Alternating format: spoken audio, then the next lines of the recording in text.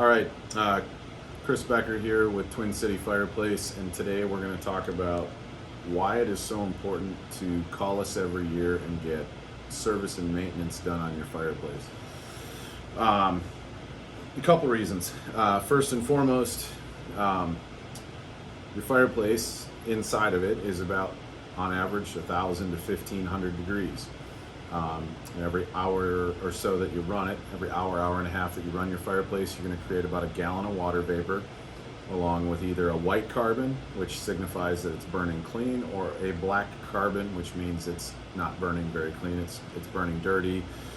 There's a log out of place, or some other factor is creating excess black carbon in the fireplace.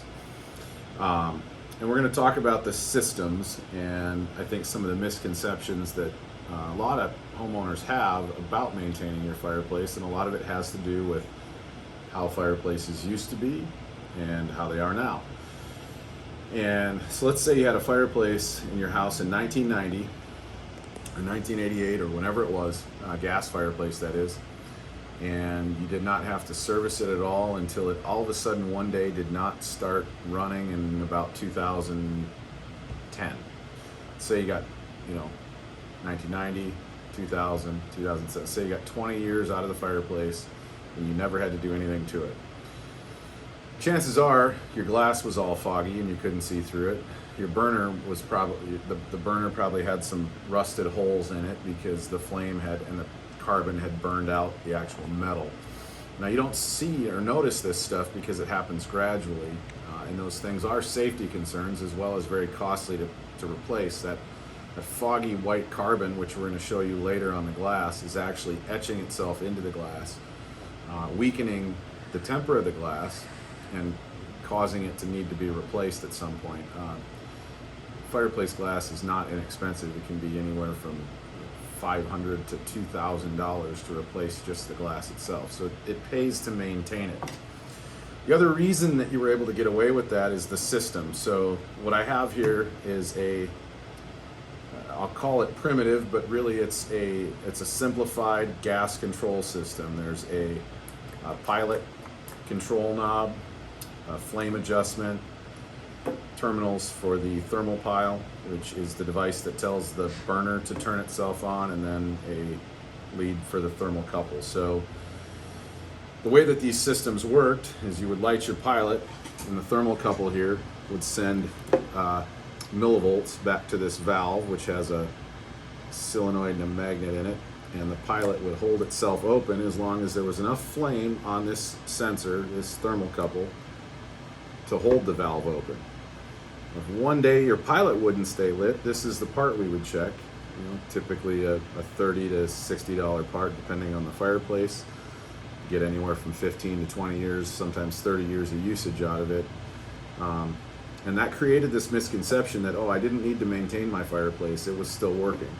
In reality, you were still creating carbon and dirt and a lot of buildup inside the fireplace that caused other damage. You might have to replace your burner, you might have to replace that glass. The other element here, this is the thermal pile. So this would keep the pilot running, and the thermal pile would actually turn the burner on. Some older systems only had one of these, but this is a demonstration of a pretty basic system. Again, these systems would run for 15, 20, 30 years until one of these elements burned out, and then we had to do some maintenance because the fireplace wouldn't turn on. Since early 2000s into about 2009 or 10, these systems started to get phased out for electronic ignition systems, which is why the maintenance is even more important. So we're going to shift over here and look at a modern day ignition system. So I don't know if you want to look up here, Keith. We have our control valve just like we used to have. There's a few more electric leads coming to it. We have a pilot. Looks a lot different than the other one. There's no thermal generators on it anymore. There's just an igniter and a flame sensor. And now we have a computer module. So like your cars and every other device that you have now, your phones, there's now a computer that controls your fireplace. And instead of the thermal generators, we have a flame sensor.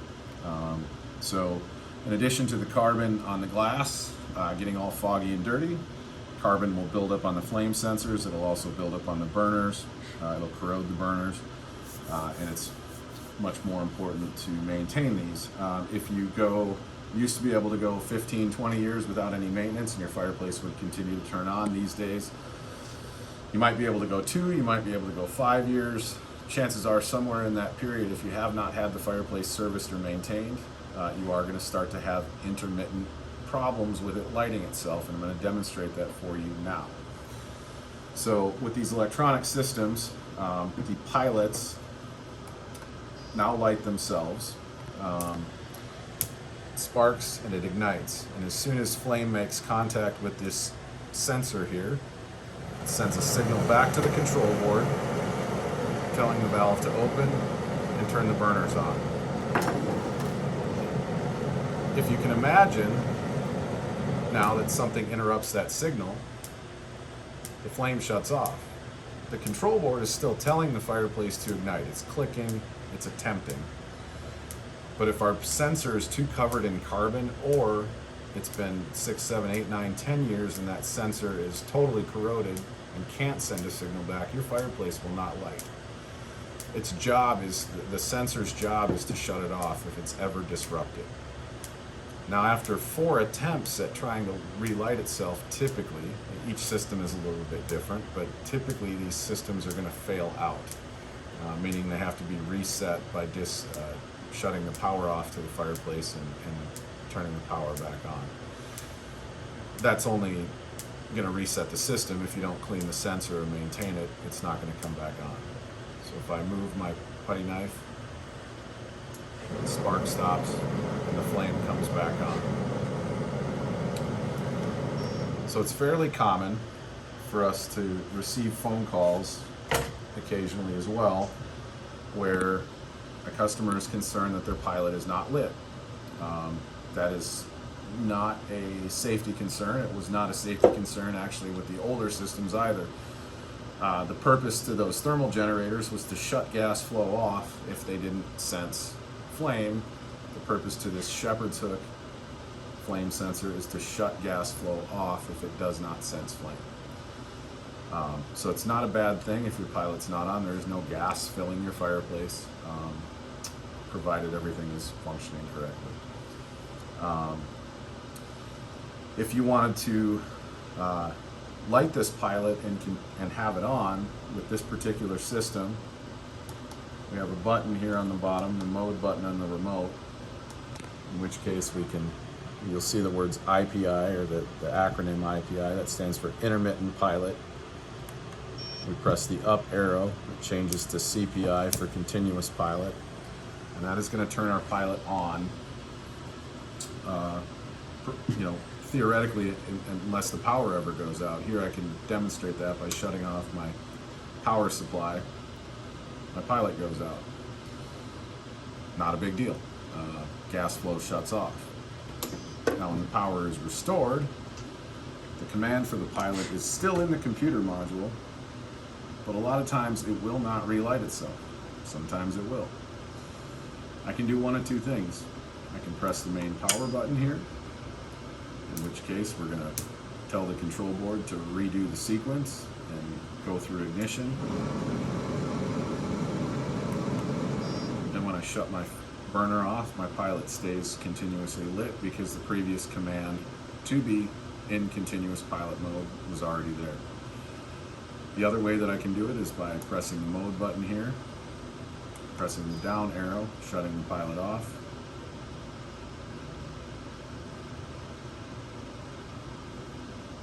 and then re-engaging it by pressing the up arrow again and resetting it that way. Either way, the pilots today are electronic. They are designed to light on demand versus the old system where they were on all the time. You left them on all the time for all year round, and it's wasted a little bit more energy. If you bought your fireplace from us between 2009 and 2012, these systems are just slightly different. In 2022 now, 2021, there's been a change in the government mandates on fossil fuel consumption. So if I turn these pilots on now, they only stay on for 7 days. Some systems will reset every time you use it. So if today I turn my fireplace on and I hadn't run it for 6 days prior, I've just earned myself another 7 days of pilot time. A lot of other systems, after 7 days period, whether you're using the fireplace or not, the pilot's going to shut itself down. And that's all just in the name of saving fossil fuels. But here again, you can imagine how important it is to keep just that flame sensor clean and these burners clean. Electronic items like a flame sensor, a control board, or a fan, or a valve typically are going to have a 1 to 3 year warranty on them. So maintaining these things is important. Again, the job of these sensors is to shut down gas flow if it doesn't sense flame. It'll try for a few moments to ignite, but eventually it just shuts down. It's gonna be visible to you in your own fireplace as just a finicky fireplace that will not light. We'll just wait a moment here and let the flame die out.